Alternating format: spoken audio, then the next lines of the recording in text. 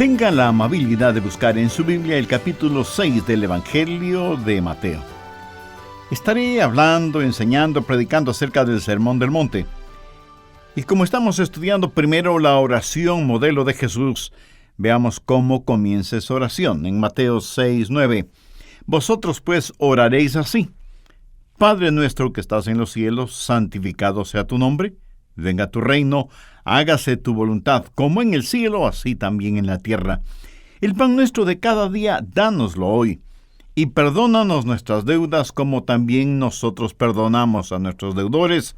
Y no nos metas en tentación, mas líbranos del mal, porque tuyo es el reino, y el poder, y la gloria, por todos los siglos. Amén. Hoy centraremos nuestra atención en el versículo 10. Venga tu reino, hágase tu voluntad, como en el cielo, así también en la tierra. El título del mensaje de hoy es El reino venidero de Cristo. Ahora, ¿hay alguien entre quienes me escuchan que se atrevería a decir hoy que la voluntad de Dios sí se hace en la tierra, tal y como se la hace en el cielo? Por supuesto que no. Pero vendrá un día, y el Señor nos enseñó a orar por ese día, cuando la voluntad de Dios sí será realizada en la tierra de la misma manera que es hecha en los cielos. Pero por ahora, el hombre se ha endiosado en su gloria nuclear y está haciendo esfuerzos para destronar a Dios y ocupar ese trono él mismo. Y casi podemos escuchar la forma en que ora: Hermanos que están en la tierra, santificado sea nuestro nombre, que venga nuestro reino, se haga realidad, que nuestra voluntad sea hecha, porque no hay ningún Dios en el cielo. Pero, mi amigo, la cosa es que sí hay un Dios en el cielo, y que su reino viene pronto. Y seguro que alguien me preguntará: Pastor, ¿qué es el reino de Dios? ¿Por qué clase de reino estamos orando? Bien, permítame decirle que el reino de Dios es 4 cosas. Primero, el reino de Dios es el reino en donde Dios gobierna. Espero que esto esté muy claro en su mente. El reino de Dios es el reino en donde Dios gobierna. Es el reino de la soberana autoridad de Dios. Por lo tanto, debe ser el propósito de toda oración, como lo dice el verso 10, venga tu reino, hágase tu voluntad. ¿Desea usted tener una vida efectiva de oración? ¿Le gustaría que sus oraciones fueran contestadas? El versículo 10 es la clave absoluta para eso. Venga tu reino, hágase tu voluntad. ¿Qué es una oración efectiva? Una oración efectiva no es convencer a Dios para que haga algo que Él no quiere hacer. Tampoco es tratar de manipular la voluntad de Dios para que se amolde a la suya. La oración efectiva es conocer la voluntad de Dios y hacerla. Venga tu reino, hágase tu voluntad. No hay nada que esté fuera del alcance de la oración, pero sí puede estar fuera de la voluntad de Dios. Anote al margen 1 de Juan 5, los versos 14-15. Esta es la clave para las oraciones contestadas. Y esta es la confianza que tenemos en Él, que si pedimos alguna cosa conforme a su voluntad, Él nos oye. Y si sabemos que Él nos oye en cualquier cosa que pidamos, sabemos que tenemos las peticiones que le hayamos hecho. Usted pregunta: el pastor, ¿quiere decir que la única oración que debo orar es la oración que está dentro de la voluntad de Dios? Porque si es así, eso deja fuera muchas cosas.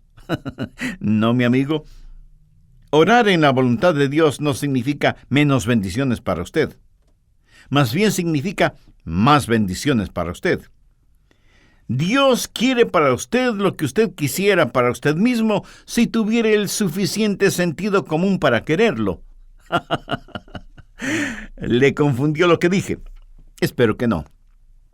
Dios nos ama, y por lo tanto el reino de Dios es el reinado de su gobierno. Por eso oramos: venga tu reino, hágase tu voluntad. Pero tal vez surge otra pregunta. El apóstol Juan dice, si pedimos alguna cosa conforme a su voluntad, Él nos oye. Y Jesús nos dice que debemos orar para que la voluntad de Dios sea hecha. ¿Cómo conocemos la voluntad de Dios?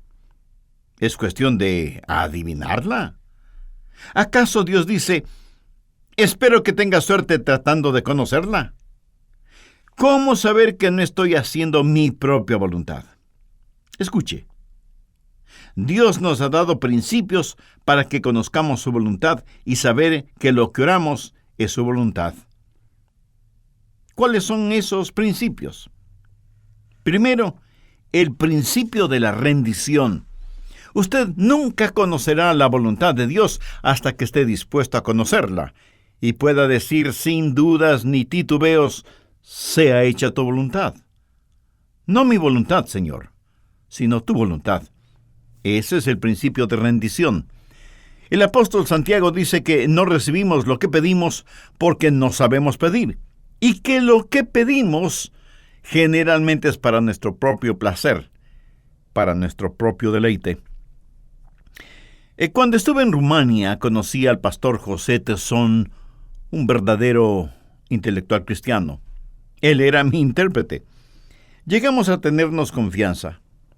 Un día le dije, hermano José, tú has estado en América del Norte muchas veces.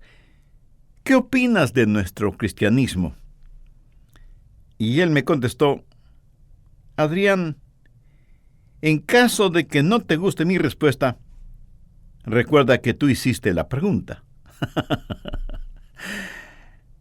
Y me dijo, la palabra clave en el cristianismo norteamericano es compromiso. Yo le interrumpí, diciéndole, pero eso es bueno, ¿no te parece? Y él me dijo, no, mi hermano, eso no es bueno. Compromiso es una palabra relativamente nueva en los Estados Unidos y se la puede encontrar en los diccionarios, pero comenzó a ser usada en la década de los años 60. Y desde entonces, los norteamericanos la han venido usando continuamente, aún entre los cristianos. Ahora, cuando una nueva palabra entra en uso, casi siempre es en reemplazo de otra palabra. He investigado para saber cuál es la palabra que ha sido reemplazada por esta nueva palabra, compromiso. ¿Quieres saber algo sorprendente? La palabra reemplazada es rendición. Cuando José me dijo eso, yo realmente me quedé sorprendido. Y comenté, hermano José, realmente no veo la conexión. Y él prosiguió, hermano Adrián, cuando tú te comprometes a algo, tú tienes el control. Y pudiera ser que aquello a lo que te has comprometido sea bueno, noble y maravilloso. Por ejemplo, te comprometes a ganar almas, o a orar más, o a dar sacrificialmente. Todo esto es bueno y encomiable. Pero ¿quién decide? Tú. Tú puedes comprometerte a perder peso, o a pasar más tiempo con tu familia, o a escribir un nuevo libro. Tú decides hacer algo y te comprometes a eso. Y eso significa que tú tienes el control sobre lo que te has comprometido. Pero el rendirse es algo totalmente diferente. Cuando tú te rindes a Dios, levantas tu corazón y tus manos a Dios y dices, Señor, quiero estar bajo tu control. ¿Ves la diferencia? En el compromiso, tú tienes el control. En la rendición, Dios tiene el control. Él es el Rey Supremo. Y lo que debemos decir es, venga tu reino, sea hecha tu voluntad. Dios, estoy bajo tu control. Y debo reconocer que José, mi hermano pastor rumano, tiene toda la razón. ¿Por qué alguien hace algo? ¿Por qué alguien sirve a otro? Un hijo porque quiere hacerlo, un siervo porque necesita hacerlo, pero un esclavo porque debe hacerlo. Dios es soberano absolutamente. ¿Quiere usted conocer, saber la voluntad de Dios? ¿Le gustaría orar y saber que está en la voluntad de Dios?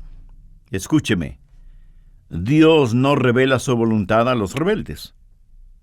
¿Alguna vez usted en forma total, honesta, sincera, con todo su corazón, con todo su ser, ha dicho, sea hecha tu voluntad? Si es que nunca lo ha hecho, pues entonces no se queje de que no conoce la voluntad de Dios. ¿No cree usted que es absurdo y contradictorio y hasta casi un insulto el decir que quiere conocer la voluntad de Dios, pero no está dispuesto a hacer la voluntad de Dios?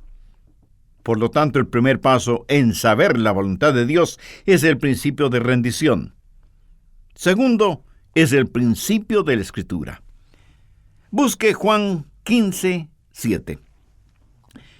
Jesús dijo, si permanecéis en mí y mis palabras permanecen en vosotros, pedid todo lo que queréis, y os será hecho. Subraye las palabras, si permanecéis en mí, porque eso, mi amigo, habla no solo de rendición, sino que nos prepara para lo siguiente. Y mis palabras permanecen en vosotros. Eso es la Escritura. Usted acepta la palabra de Dios.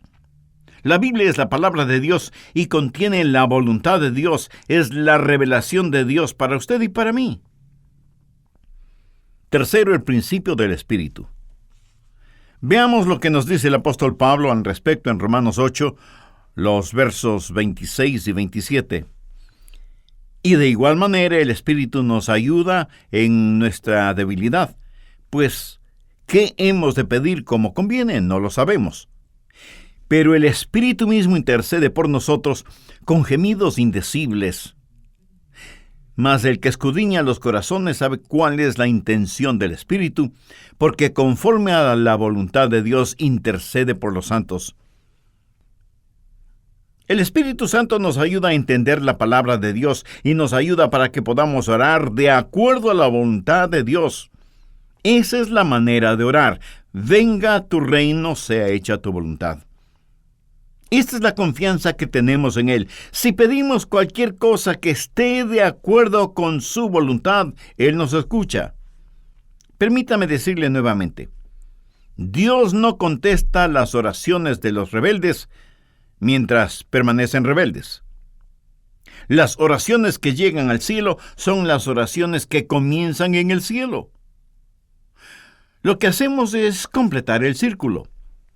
Usted puede estar absolutamente seguro que cuando ora en el Espíritu, cualquier oración que el Espíritu pone en su corazón será contestada, porque las oraciones que se originan en el cielo ciertamente no serán rechazadas en el cielo. Segundo, es el gobierno de la gracia de Dios. En Hebreos 4, déjeme mostrarle un hermoso pasaje que lo tomo como una oración para mí mismo. Hebreos 4:16. Acerquémonos, pues, confiadamente al trono de la gracia para alcanzar misericordia y hallar gracia para el oportuno socorro. ¿Se da cuenta? Podemos acercarnos confiadamente al trono de la gracia. Eso habla de su reino, habla de su gobierno, habla del lugar desde donde gobernará literalmente en la tierra. ¿Qué clase de trono será? ¿Qué clase de reino será? ¿Es un trono de juicio? No, es un trono de gracia. Dos hermosas palabras que van juntas, trono y gracia. El reino de Dios es el reino del gobierno de Dios, pero también es el reino de la gracia de Dios. Porque si solo fuera el reino del gobierno de Dios, todo lo que podemos pensar es sobre su increíble majestad, gloria y esplendor. No podríamos acercarnos al Dios 3 veces santo. ¿Cómo podríamos atrevernos a hacerlo? Pero la Biblia dice que nos acerquemos confiadamente al trono de la gracia para alcanzar misericordia y hallar gracia para el oportuno socorro. Hace años leí acerca de una mujer que vivía en un país extranjero, gobernado por una monarquía. La mujer era muy pobre y tenía una hija que se enfermó. La hija se quedaba sola en casa mientras su madre iba a trabajar. Un día la hija le dijo a su madre, «Mamá, ¿Sabes lo que me hará sentirme mejor? Si solo tuviera algunas uvas frescas para comer. La madre suspiró profundamente, sintió una profunda pena porque para ella era imposible complacer a su hija enferma. Las uvas eran tan caras. Y se fue a trabajar, sin dejar de pensar en la petición de su hija. Rumbo a su trabajo, ella pasó frente a una gran mansión, un gran castillo rodeado por unas hermosas cercas metálicas que protegían sus bien cuidados y maravillosos jardines. En el centro del jardín había una especie de mirador, en donde crecía una exuberante vid, con enormes y apetitosos racimos de uvas. Y ella pensó, tengo unas pocas monedas, a lo mejor podrán venderme un racimo de uvas. De pronto, nota que la puerta en la cerca está abierta. Con mucho temor y cuidado, ella abrió la puerta, dirigiéndose hacia el centro del jardín, en donde estaba la vid con esos preciosos racimos de uvas. Súbitamente una voz le dijo, ¿qué está haciendo usted aquí? Ella, asustada, se dio la vuelta y vio al jardinero, quien le dijo, aunque la puerta haya estado abierta, usted no tiene ningún derecho para estar aquí. ¡Salga de inmediato! Ella tímidamente le dijo, Señor, solo entré para ver si podían venderme un racimo de uvas para mi hija, que está muy enferma. El jardinero le dijo, lo siento, señora, pero esas uvas no son para la venta. Todo esto es propiedad del rey. Tenga la bondad de salir. Ella inclinó su cabeza y comenzó a caminar hacia la puerta cuando escuchó otra voz que le dijo, no te vayas, mujer. Ella se volvió y se encontró frente a frente con el rey. Él con voz suave le dijo, dime, ¿qué haces en mi jardín? Ella le contestó, oh rey, lo siento mucho, no soy una intrusa. En realidad no sabía de quién era todo esto. Entré para saber si podían venderme un racimo de uvas para mi hija, que está muy enferma. Tampoco tengo mucho dinero. En fin, perdóneme por entrar en su jardín. Ya me voy. El rey le dijo, espera, no tengas ningún temor. Todo está bien. Ven conmigo. Y dirigiéndose al jardinero, le dijo, dame tu podadora. Y luego le dice a la mujer, extiende tu delantal. Ella, asombrada, sí lo hizo, y el rey comenzó a cortar los más grandes y hermosos racimos de uvas, depositándolos en el delantal de ella. Ella, asustada, le dijo, Señor, mi rey, yo no puedo pagar por todas estas uvas. Y el rey le contesta, mujer, tú no puedes comprar ni una sola de estas uvas. Pero ella insiste, Señor, yo debo pagar por ellas. El rey le dice, si quieres pagar por las uvas, no podrás tenerlas. La única manera de que las tengas es recibiéndolas como un regalo de tu rey. Las uvas del rey jamás se venden. Hermosa e ilustrativa historia, ¿no le parece? Cuando la escuché, no pude dejar de pensar en que así es la gracia de Dios. Si usted quiere la gracia de Dios, puede tenerla, pero jamás podrá comprarla. Escribiendo a los hermanos en Éfeso, Pablo les dijo, porque por gracia sois salvos por medio de la fe, y esto no de vosotros, pues es don de Dios, no por obra, para que nadie se gloríe. ¿Qué es la gracia? Es un don, un regalo de Dios. Las uvas del rey y la gracia del rey y la bondad del rey jamás están a la venta. ¿Qué es el reino? Es el reino del gobierno de Dios. Él es el soberano.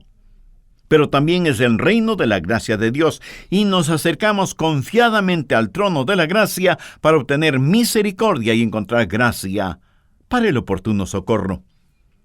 En Efesios 2:7, Pablo dice, para mostrar en los siglos venideros las abundantes riquezas de su gracia. Y mi amigo, uno de estos días, todas las cosas perecederas de este mundo no significarán nada para usted. cuando la puesta del sol de su vida se mezcle con el dorado atardecer de la eternidad, y usted esté dejando sus pesares y las cosas de este mundo, y sus seres amados estén alrededor de su ataúd, lo único que realmente importará será la maravillosa gracia de Dios. Venga tu reino. Es el reino del gobierno de Dios. Es el gobierno de la gracia de Dios. Y es el reino de la bondad de Dios. Cuando usted ora, venga tu reino, hágase tu voluntad como en el cielo, así también en la tierra. ¿Qué clase de reino es ese? Por favor, busque Romanos 14, verso 17. Porque el reino de Dios no es comida ni bebida, sino justicia, paz y gozo en el Espíritu Santo. Eso es el reino de Dios. Es el reino del gobierno de Dios, es el reino de la gracia de Dios y es el reino de la bondad de Dios, justicia, paz y gozo en el Espíritu Santo. ¿Está usted en ese reino? Si lo está, hay 3 marcas que mostrarán que usted está en el reino. Primera, justicia. Si usted quiere saber si una persona es salva o no, vea si es que esa persona es justa. No me importa cuán fuerte usted pueda gritar o cuán alto pueda saltar. Me interesa saber cuán justamente usted pueda comportarse. Y esto que llamamos cristianismo ha cambiado su vida. Escúcheme. Si su religión no ha cambiado su vida, entonces es mejor que cambie de religión. Cuando estuve preparando este sermón, no pude dejar de pensar en José, el pastor rumano. Él me dijo: Adrián, en los años 70 yo estudiaba y pastoreaba una iglesia cerca de Bucarest. Una noche, estando en mi casa, súbitamente vino la policía secreta, integrada por soldados comunistas. Entraron y comenzaron a revisar todo. Pusieron mi casa de cabeza, buscando material impreso, literatura, que podría ser interpretada como en contra del gobierno para tener una excusa para llevarme a la cárcel o aún para matarme. Entraron a mi estudio y comenzaron a botar al suelo todos los libros de mi biblioteca, buscando algo, cualquier cosa por la cual pudieran incriminarme. Tal vez algún folleto anticomunista o cualquier cosa para poder tener una evidencia en mi contra. Se llevaron todos mis libros y me hicieron firmar un papel que decía que todos esos libros fueron encontrados, más bien confiscados, en mi biblioteca. Fue una cosa horrible. De pronto pusieron un libro frente a mis ojos. El título del libro era Gozo indescriptible y lleno de gloria. Y la introducción decía: ¿está usted experimentando ahora mismo esta clase de gozo indescriptible? Y el soldado que sostenía el libro frente a mis ojos me preguntó: ¿es cierto esto? Yo le contesté: por supuesto que sí. Estoy experimentando el gozo del Señor ahora mismo, porque ese gozo es mayor de lo que me está pasando ahora mismo. Y sabiendo que el gozo del Señor era mi fortaleza, le dije a mi esposa Elizabeth: querida, estos soldados son huéspedes en nuestra casa. ¿Podrías preparar té para compartirlo con nuestros huéspedes? Adrián, no lo puedo explicar, pero sentí que desde ese instante yo estaba en control de la situación y que mi rey estaba en su trono.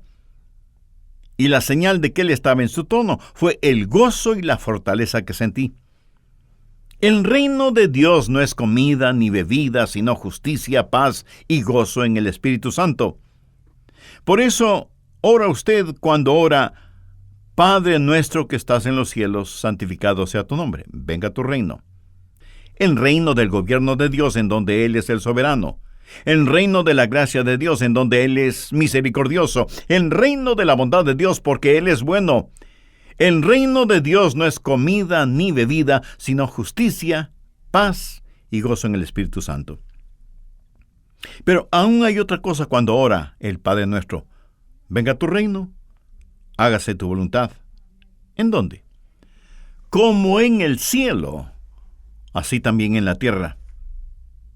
Amigo, esa oración aún no ha sido contestada, pero lo será porque el reino de Dios es el reino del gobierno de Dios, es el reino de la gracia de Dios, es el reino de la bondad de Dios y es el reino de la gloria de Dios. Cuando Jesucristo vino a este mundo, un ángel anunció su nacimiento. Veamos Lucas 1, versos 32 y 33.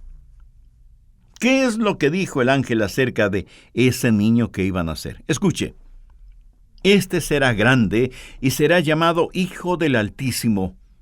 Y el Señor Dios le dará el trono de David su padre, y reinará sobre la casa de Jacob para siempre, y su reino no tendrá fin. Jesús va a reinar en esta tierra. Anote al margen Habacuc 2:14. El profeta dijo: porque la tierra será llena del conocimiento de la gloria de Jehová, como las aguas cubren el mar. ¿Cree usted que Jesucristo nos hubiera enseñado a orar esta oración si es que no fuera a ser contestada? Su reino no ha venido todavía a la tierra. Su voluntad todavía no se hace en la tierra, pero un día se la hará porque Él nos enseñó a orar de esa manera. En la actualidad, a Jesucristo lo han sacado del gobierno, de la educación, de la sociedad. Déjeme le muestro mi salmo favorito este momento. Salmo número 2. Mi amigo, si esto no inflama su corazón, quiere decir que su madera espiritual está completamente mojada. El salmo comienza con una pregunta: ¿por qué se amotinan las gentes? Le diré por qué. En el original, la palabra amotinar significa estar furioso. Ahora bien, furia es lo que usted siente cuando no sabe qué más hacer. ¿Por qué se ponen furiosas las gentes y los pueblos piensan cosas vanas? Vanas hace referencia a tonterías. Se levantarán los reyes de la tierra y los príncipes consultarán unidos contra Jehová y contra su ungido. Esto quiere decir contra Cristo. Así que los reyes y príncipes de la tierra, los que se creen sumamente importantes, se reunirán para confabular contra Cristo. Unirán sus ignorancias contra Dios y contra su ungido, diciendo: rompamos sus ligaduras y echemos de nosotros sus cuerdas. En la actualidad no se puede exhibir los 10 mandamientos en nuestras escuelas, pero sí se puede dar condones a los estudiantes. Esta nación de condones se dirige precipitadamente a la condenación. Ellos dicen: rompamos todas las cosas que nos atan a Dios. No queremos tener a Dios, no queremos tener a su Cristo. Continuemos leyendo el Salmo 2, verso 4. El que mora en los cielos se reirá. Mi amigo, esta no es una risa de humor, sino de ironía. El Señor se burlará de ellos. Ellos se ríen de Dios. Dios es el objeto de sus chistes perversos y obscenos. Y riendo, ellos se irán al infierno. Pero una vez allí, dejarán de reír por completo. El Señor se burlará de ellos, luego hablará a ellos en su furor y los turbará con su ira. Pronto llegará el día de la ira del Señor. Dios ha puesto su propio corazón en este asunto. Pero yo he puesto mi rey sobre Sión, mi santo monte. ¿Sabe lo que es Sión? Es la colina en la cual crucificaron a Jesús. Y es desde ahí donde Él va a reinar. Cuando oramos, venga tu reino, oramos por el reino de la gloria de Dios. Quiero compartir con usted 1 Timoteo 6:15, que es uno de mis versículos favoritos, la cual a su tiempo demostrará el bienaventurado y solo soberano, Rey de reyes y Señor de señores. A su tiempo, Dios hará lo que ha propuesto en el corazón hacer. Cuando Jesús estaba cargando la cruz, algunas mujeres que estaban en el camino lloraban y lamentaban lo que le estaba pasando a él, y Jesús se detuvo y les dijo: hijas de Jerusalén, no lloréis por mí, sino llorad por vosotras mismas y por vuestros hijos. Mi hora no ha llegado todavía. Su tiempo viene aceleradamente, y a su tiempo y en su hora, Él mostrará quién es el Rey de Reyes y Señor de Señores, el bendito y único potentado. Mi amigo, el reino de Dios es un reino de gloria. En Apocalipsis leemos del Cordero en el trono. Busque Apocalipsis 11:15. El séptimo ángel tocó la trompeta, y hubo grandes voces en el cielo que decían: los reinos del mundo han venido a ser de nuestro Señor y de su Cristo, y Él reinará por los siglos de los siglos. Ahora, si Cristo no es una realidad en su vida, no podrá ni querrá orar el Padre Nuestro, porque para usted no tendrá ningún sentido. Para que lo tenga, debe primero tener a Jesucristo en su corazón. ¿No sabe qué hacer al respecto? Pues algo sencillo, pero profundamente significativo. Puede, con sus propias palabras, orar una oración como la siguiente: Eterno Dios y Padre, vengo delante de ti, sabiendo que soy pecador y que necesito perdón y salvación. Y para poder llamarte Padre, necesito ser tu Hijo. Señor Jesús, tú diste tu propia vida en la cruz para pagar la culpa de mis pecados, para perdonarme y darme nueva vida y eterna. Este momento, con toda mi fe, te recibo en mi corazón como mi Salvador y mi Señor. Toma completo control de mi vida y ayúdame a vivir de tal manera para traer honor y gloria a tu nombre. Ayúdame a nunca avergonzarme de ti y a que nunca sea yo una vergüenza para ti. Lo pido en tu santo nombre. Amén. Si usted hizo esa decisión espiritual, aceptando a Cristo como su Salvador y Señor, le invito muy cordialmente a que nos escriba y comparta con nosotros su decisión. Anhelamos gozarnos espiritualmente con usted, y cuando nos escriba, nos dará también la oportunidad y privilegio de orar por usted y su nuevo caminar como creyente en el Señor Jesucristo.